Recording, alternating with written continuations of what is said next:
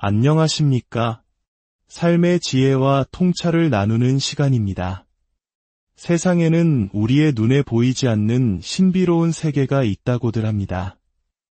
특히 한국의 무속신앙은 수천 년의 역사 속에서 사람들의 희로애락과 함께하며 독특한 영적 세계를 구축해왔죠. 신의 목소리를 듣고 인간의 운명을 엿보는 무당, 즉 신을 모시는 제자들의 이야기는 때로는 경이롭고 때로는 서늘한 교훈을 주기도 합니다. 오늘 우리가 들려드릴 이야기는 한 젊은이가 당대 최고의 영검함을 자랑하는 한 무속인을 찾아가면서 시작됩니다. 그는 신의 능력을 시험해보고자 치밀한 거짓말을 준비했습니다. 과연 인간의 얕은 꾀는 신의 눈을 속일 수 있었을까요? 이 흥미로운 영적 대결 속으로 함께 들어가 보시죠. 이 이야기가 여러분의 마음에 작은 울림을 준다면 구독과 좋아요를 통해 더 많은 지혜를 나누는 여정에 동참해 주시길 바랍니다. 여러분의 일상에 늘 평안이 깃들기를 기원하며 이제 이야기를 시작하겠습니다. 어느 늦은 밤, 한 젊은이가 예약도 없이 법당의 문을 두드렸습니다. 그는 안절부절 못하는 얼굴로 다급하게 말문을 열었습니다. 선생님, 갑작스럽게 찾아뵈어 정말 죄송합니다. 카메라 같은 건 없으니 편하게. 사실은 꼭 뵙고 싶은 분이 있어서요. 저희 가족입니다. 법당을 지키던 만씨는 잠이 막 들려던 참이라 조금은 피곤한 기색이었지만 젊은이의 간절한 눈빛을 외면할 수는 없었습니다. 가족이라니 누구신데? 저희 큰아버님이십니다. 연세도 많으시고 요즘 들어 걱정되는 부분이 많아서요. 평생점 같은 건 한 번도 보신 적이 없는 분인데 제가 대신이라도 꼭 좀 여쭙고 싶어서 생년월일을 받아왔습니다. 젊은이는 조심스럽게 종이 한 장을 내밀었습니다. 만씨는 잠시 그를 빤히 쳐다보았습니다. 그 눈빛에는 무언가를 꿰뚫어 보는 듯한 날카로움이 서려 있었습니다. 어디 보자. 1946년생이시라고 만씨는 종이를 받아들고 잠시 눈을 감았습니다. 이윽고 천천히 입을 열기 시작했습니다. 입은 보통 양반이 아니네. 태어날 때부터 부모 덕을 크게 본 사주야. 집안이 대대로 부유했거나 최소한 경제적으로 아무런 어려움 없이 자랐을 거야. 그렇지, 젊은이는 놀란 표정으로 고개를 끄덕였습니다. 네, 맞습니다. 원래부터 재력이 상당한 집안으로 알고 있습니다. 그럴 수밖에. 이 사주는 기본적으로 가진 게 많은 사람이야. 공부도 할 만큼 했고 젊어서부터 사회적으로 높은 명예와 지위를 누렸을 것이야. 머리가 비상하고 세상을 보는 눈이 남달랐지.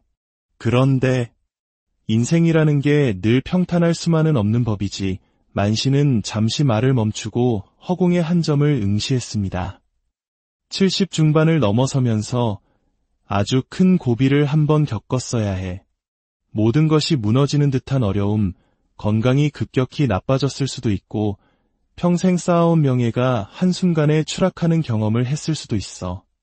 인생의 파도라는 게 60대, 70대를 넘어가며 가장 거세게 몰아치는 법이거든. 한없이 올라가는 것 같다가도 한순간에 곤두박질 치는 거지. 하지만 이 양반, 보통 내기가 아니야. 그 깊은 수렁에서 빠져나와 3년 전부터 다시 서서히 기운을 회복하고 있어. 다시 떠오르는 해와 같은 운세로 들어섰지. 젊은이는 연신 감탄하며 물었습니다. 정말 정확하십니다. 그럼 성격이나 성향은 좀 어떠신가요? 만신의 입가에 쓴웃음이 번졌습니다. 성격이라. 이 나이에 성격을 물어 무엇하겠나. 이 사람은 철저히 자기중심적이고 이기적인 사람이야. 모든 것을 손익으로 계산하지. 자기에게 이득이 되지 않는 일에는 눈길조차 주지 않아. 한마디로 타고난 장사꾼 사주야. 머릿속에선 늘 주파나를 튀기고 있지. 절대 손해보는 짓은 하지 않는 사람. 그 영리함이 때로는 무섭게 느껴질 정도야. 젊은이는 바로 이것이 기회라고 생각했습니다. 그는 가장 궁금했던 질문을 던졌습니다. 선생님, 만약 큰아버님께서 재산을 정리해서 나누어 주신다면 저희 아버님, 그러니까 그분의 동생에게도 좀 나누어 주실 가능성이 있을까요? 사실 할아버지께 물려받은 재산도 꽤 섞여 있어서요. 그 순간 만신의 표정이 싸늘하게 굳었습니다. 말도 안 되는 소리 하지 마라. 자기 자식에게 줄 것도 아까워할 사람이 다 끝난 형제에게 재산을 나눠줄 것 같으냐?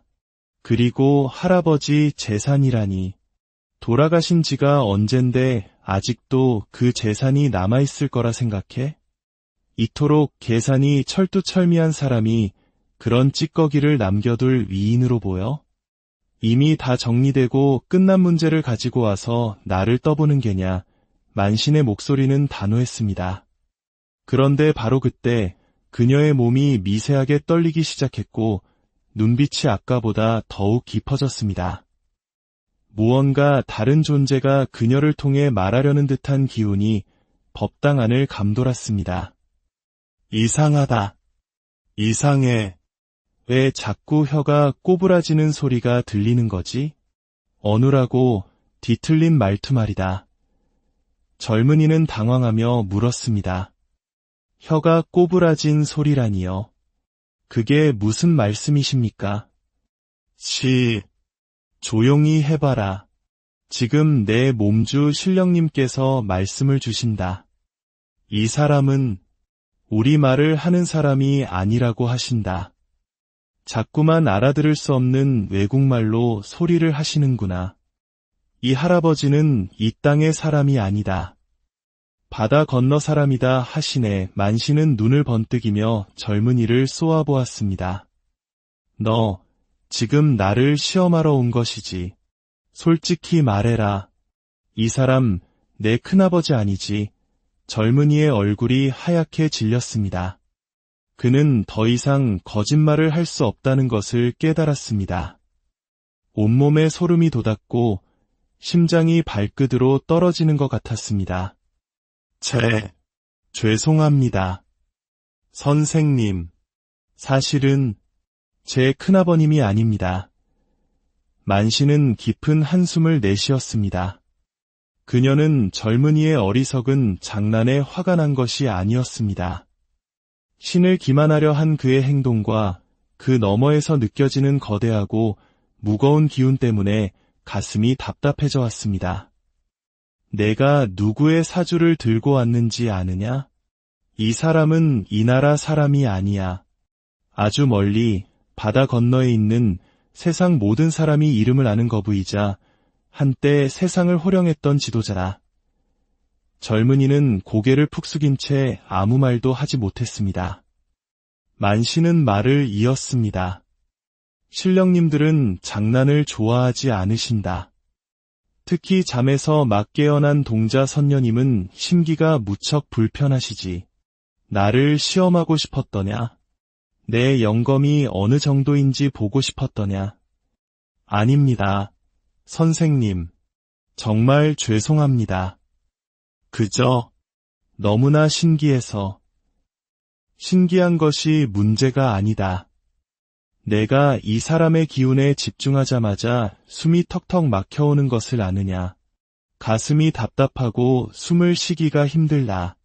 겉으로는 건강해 보일지 몰라도 그 속은 이미 많이 상해 있어. 돈이 아무리 많으면 무엇하며 권력이 하늘을 찌르면 무엇하겠는가. 한번 쓰러져가는 몸은 그 무엇으로도 되돌릴 수 없는 법이다. 만신은 촛불을 바라보며 나지막이 말했습니다. 세상에 좋은 것은 모두 가질 수 있겠지. 세계 최고의 의술로 생명을 연장할 수도 있을 것이다. 하지만 이미 시들어가는 꽃에 물을 준다고 해서 어찌 활짝 핀 봄날의 꽃과 같을 수 있겠느냐. 인간의 목숨은 하늘에 달려있는 것, 인명은 제천이라 했다. 그 역시 그 거대한 운명의 흐름을 거스를 수는 없을 것이다. 법당 안에는 무거운 침묵이 흘렀습니다. 젊은이는 자신의 경솔함을 깊이 뉘우쳤습니다. 그는 단순히 한 인간을 떠본 것이 아니라 보이지 않는 영적인 세계의 준엄함을 시험하려 했던 것입니다. 오늘의 이야기는 우리에게 많은 것을 생각하게 합니다. 인간의 운명이란 과연 정해져 있는 것일까요? 아니면 우리의 의지로 바꿀 수 있는 것일까요? 어쩌면 진실은 그 중간 어디쯤에 있는지도 모릅니다. 거대한 운명의 강줄기 속에서도 더 나은 방향으로 나아가려는 작은 의지의 노력이 우리의 삶을 더욱 가치 있게 만드는 것이 아닐까요?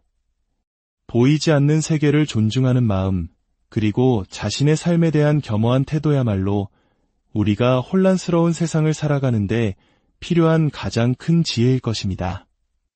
오늘 이야기는 여기까지입니다. 여러분의 삶에 늘 지혜와 평안이 함께하기를 진심으로 기원합니다. 다음 시간에 더욱 깊이 있는 이야기로 다시 찾아뵙겠습니다.